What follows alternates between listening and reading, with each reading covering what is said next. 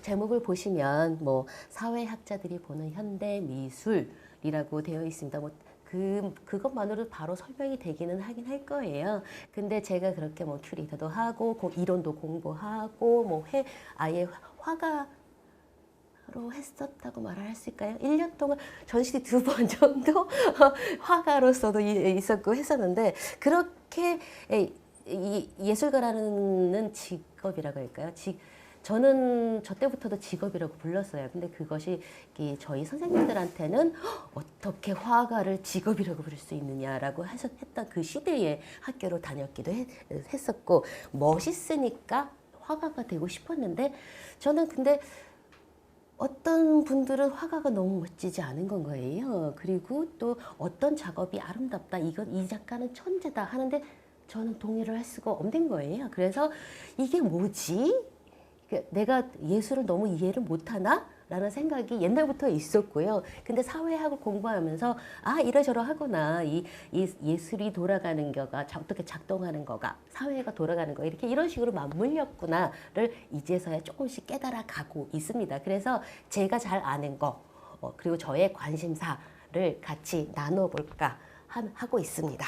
그래서 근데 사회학자라는 분들 그리고 사회학을 하시는 분들 내지는 이제는 포스트 모던 시대에는 사회 이론을 하시는 분들이 하시는 일들이 사회가 어떻게 돌아가느냐 사회의 작동 방식 존재 방식 그리고 사회의 구성원이 다른 구성원과 어떻게 인터랙션을 하느냐에 대해서 관심을 갖는 분야가 사회학이라고 할 수 있을 것 같아요. 그런데 인간 그리고 그 사회 구성원인 인간이 만든 산물이 예술 작품이잖아요. 그런데 왜 그 예술 작품이 미학에서는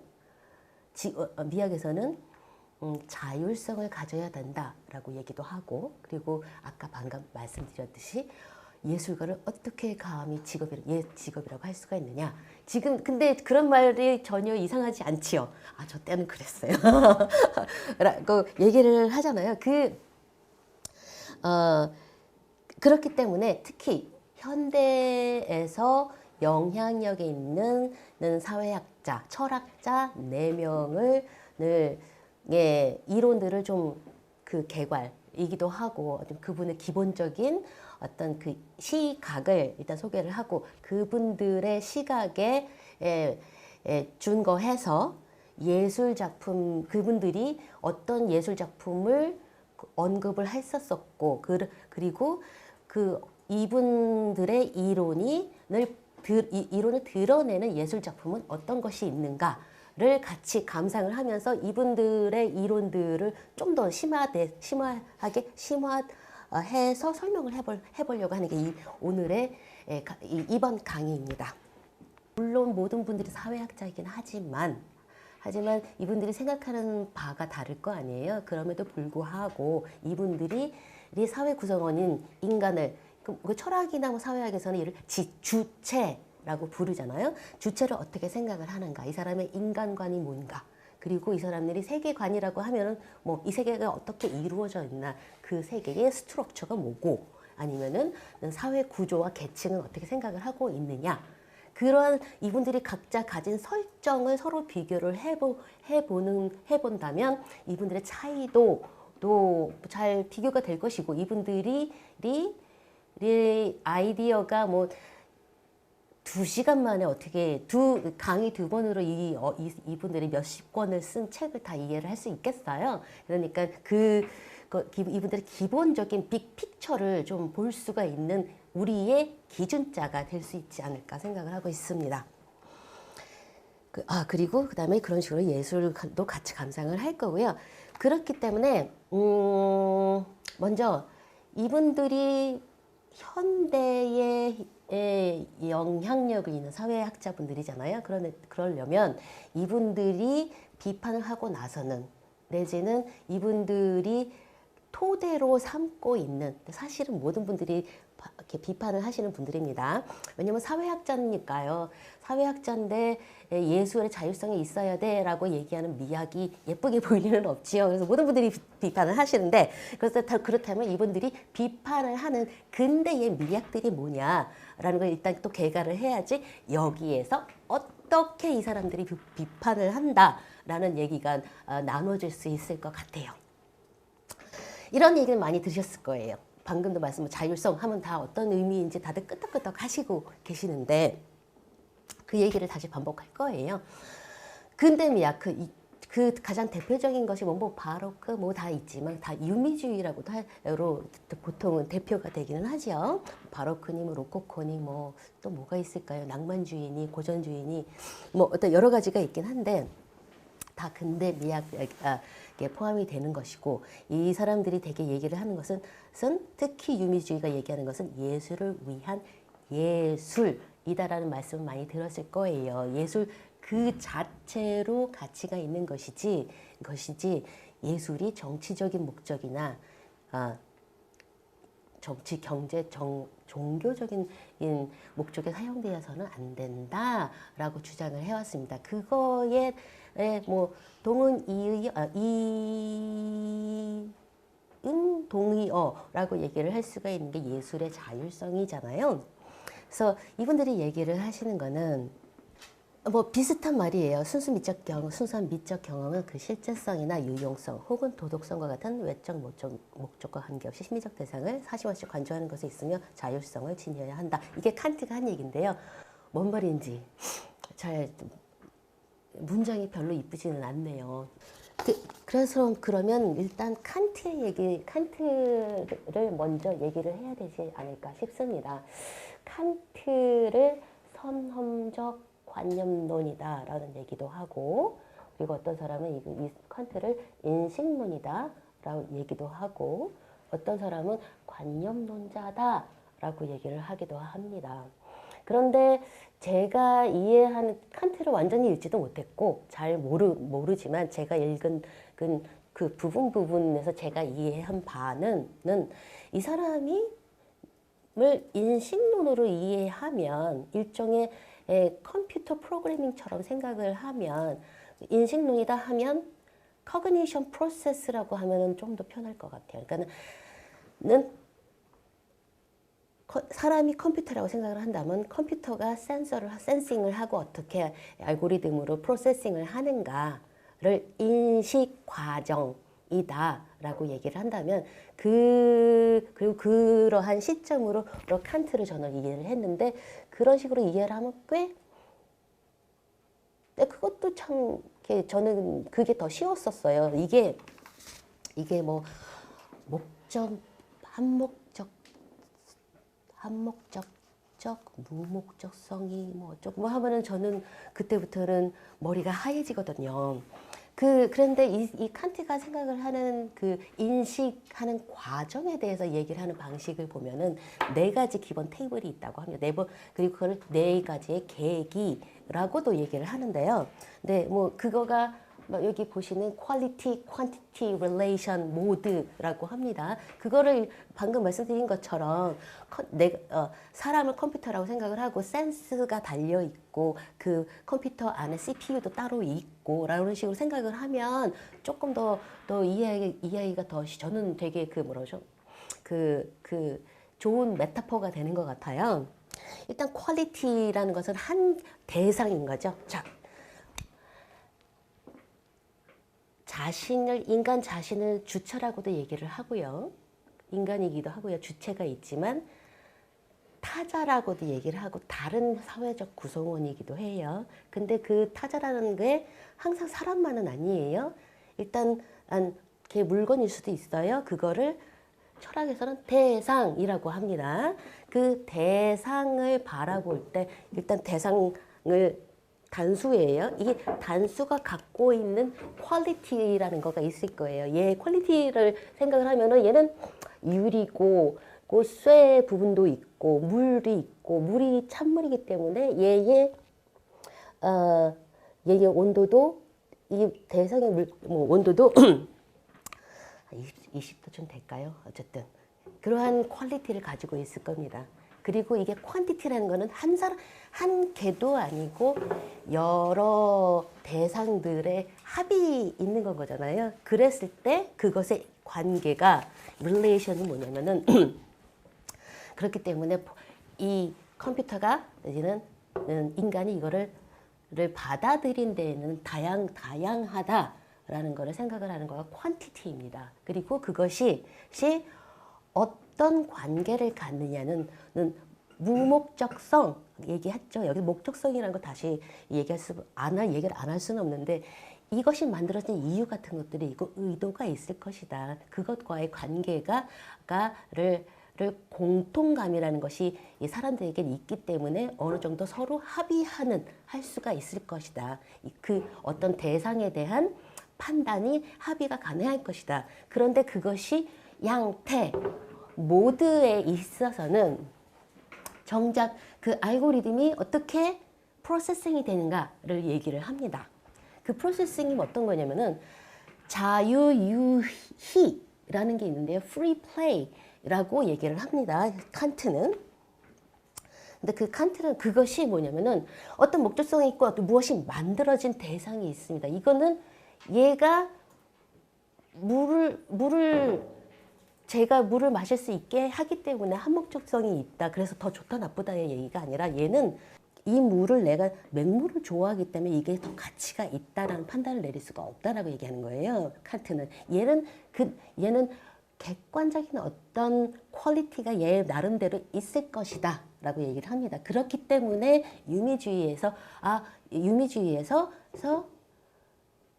예술 작품도 자율적이고 그 나름대로의 그 자체의 예술적인 어떤 가치를 가질 것이다 라는 논리를 발전시킨 거죠. 그렇지만 우리가 다시 지금 모드로 다시 되돌아가요. 그 모드를 설명을 할 때 칸트는 자유유희라고 해서 그렇지만 예술이 아름답고 안 아름답고 이 대상에 대해서 어떤 판단을 하는 것, 자유유희의 부분은 칸트가 세 개의 책을 여러 개의 책을 썼겠지. 제가 아는 책이 세 개잖아요. 뭐 판단력 비판, 순수 이성 비판, 판단력 비판, 또 뭐가 있더라? 실천 이성 비판 있잖아요. 여기서 판단력 비판에 해당하는 부분입니다. 그 판단력에 대해서 얘기하는 것이고 판단력이라 함은 인지 프로세스에서 커그니션 프로세스에서 컴퓨터가 그 알고리즘이 프로세싱하는 그런 과정에 해당이 되는 거겠죠. 그 해당하는 그 프로세싱하는 과정이 자유유희가 있다. 이것의 퀄리티를 이해를 하고 이게 좋다 나쁘다로 판단을 할 수가 있는 것은 내가 얘의 목적을 이해하고 언더스탠딩 하는 부분이 있고 그러나 사람마다 다 눈이 다 다르고 취향이 다르기 때문에 이것을 정작 이해를 한다는 것은 상상이거나 직관이 결부될 수밖에 없다라고 얘기합니다. 그렇기 때문에 자유유희라고 하는데 그렇기 때문에 최근에 와서 칸트가 계속해서 욕을 먹는 거는 그리고 욕을 먹는 거는 비판을 계속 받는데 제가 이거는 모순되다라고 생각을 하는 거는 이 물건 자체가 가진 퀄리티가 그 자체만의 어떤 퀄리티가 있다는 거와 예술 작품이 자율성이 있어야 된다거나 예술 자체만이 내 어떤 고유한 가치가 있다라는 말을 칸트가 한 거와는 다르다. 라고 저는 생각을 한다라는 거예요. 그래서 예술가가 자율성을 갖거나 예술품이 자율적이다는 전혀 칸트가 얘기한 얘기도 아니고 심지어는 이 자율성이 있다라는 것은 오히려 자유유희라고 칸트가 말을 했을 때 그리고 그 자유유희 그러니까는 커그니션 프로세스 안에 직관이라는 누구에게도 설명을 할 수 없는 부분이 결부가 된다면 오히려 그 부분이 이해할 수 없는 부분, 세상과 분리된, 독립된 그래서 자율적인 부분은 칸트 이론에서 자율적인 부분은 오히려 자유유희에 있는 것이다 라고 저는 생각을 합니다. 그런데 내 미학에서는 칸트의 숭고미 얘기를 하죠. 그 숭고미를 완성해낼 수 있는 어떤 사람, 그 숭고한 미를 리얼라이즈를 할 수 있는 사람, 현실화할 수 있는 사람이 있다면 그 사람은 천재임이 틀림이 없다라고 지니어스라는 단어를 아예 사용을 합니다. 칸트가 그랬기 때문에 예술 작품을 하는 사람들은 다 천재인가? 라는 어떤 환상이라는 것이 만들어지지 않았나. 그리고 그렇기 때문에 저도 미술을 한 것이 아니었을까라는 생각을 하고 있고요.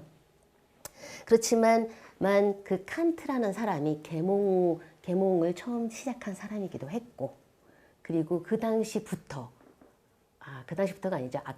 누구는 아퀴나스부터고 생각을 하니까, 아니, 르네상스 후부터 이제 개인의 능력, 개인의 영약, 신이 아닌, 왕이 아닌 인간의 역량을 늘 강조를 하기 때문에 이 천재라는 사람이 있어서 이 퀄리티, 퀀티티, 릴레이션 같은 것들에 대한 판단을 할 수 있는 사람은 어떤 주체가 있다면 그거는 인간일 것이다라고 인간에게 포커스를 바꾸는 건 칸트의 업적이라고 할 수가 있을 겁니다. 그랬기 때문에 이 사람은 어쩌면 천재라는 어떤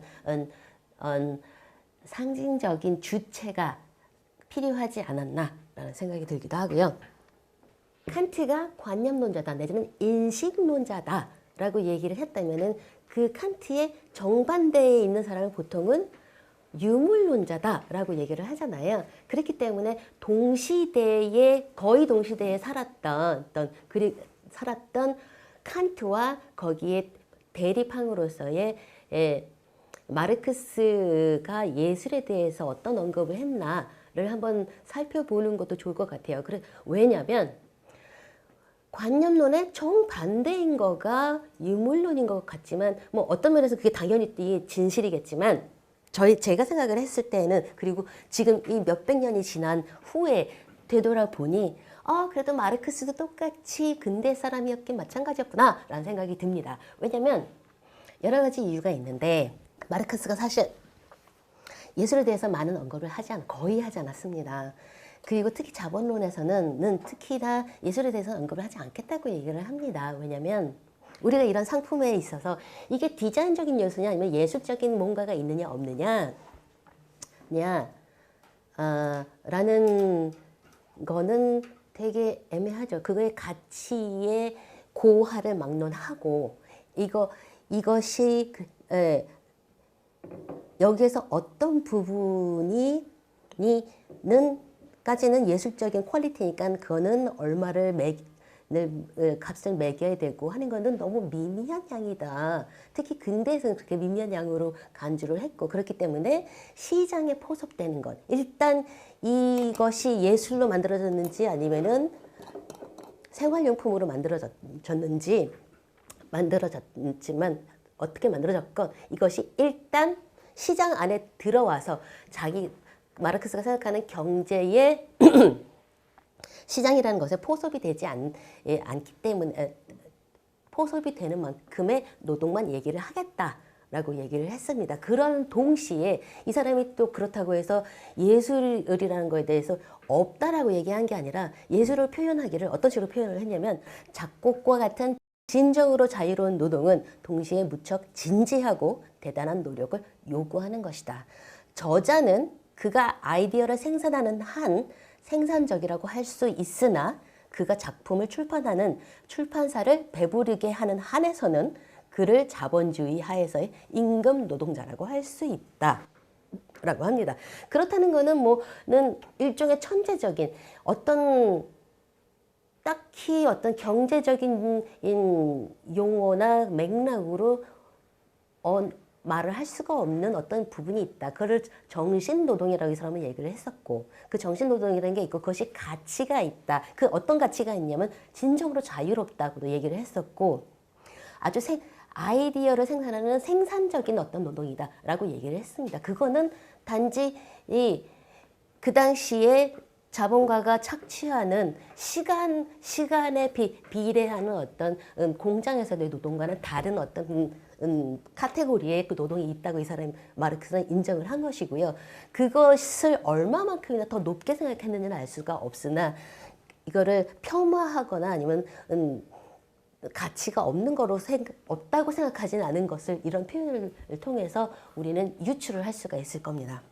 그렇기 때문에 그렇다면은 어떤 천재적인 능력 같은 것이 있긴 한데 물론 이성적으로 논리적으로 언어로 설명을 할 수 없지만 그것이 있구나라는 것을 마르크스나 칸트나 다 동일하게 생각을 하고 있었구나. 그 근대의 생각이구나 라고 얘기할 수 있겠다 싶습니다. 그리고 이거 제가 그렸어요. 이거는 칸트를 생각을 할 때나 마르크스는 제가 생각을 안 해봤고 모르겠고 우리가 이제부터 볼 4명의 철학자, 사상가, 사회학자 분들의 세계관이 뭔가를 했을 때 일종의 매트릭스를 생각하면 사용을 하면 되게 좋을 것 같아요.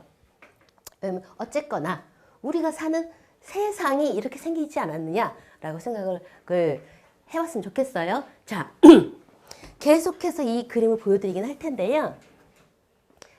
아까 컴퓨터라고 생각을 했는데 딱히 우리가 컴퓨터는 또 아니잖아요. 그렇지만 우리는 신체라는 어떤 그 물리적인 뭔가가 있고요. 우리가 눈을 감으면 내지는 우리가 생각하고 우리가 공부하는 것들은 어쨌거나 잡히는 거는 딱히 아닌 건 거잖아요. 머릿속에 있는 칸트식으로 말하면 관념 속에 있는 무엇인 거예요.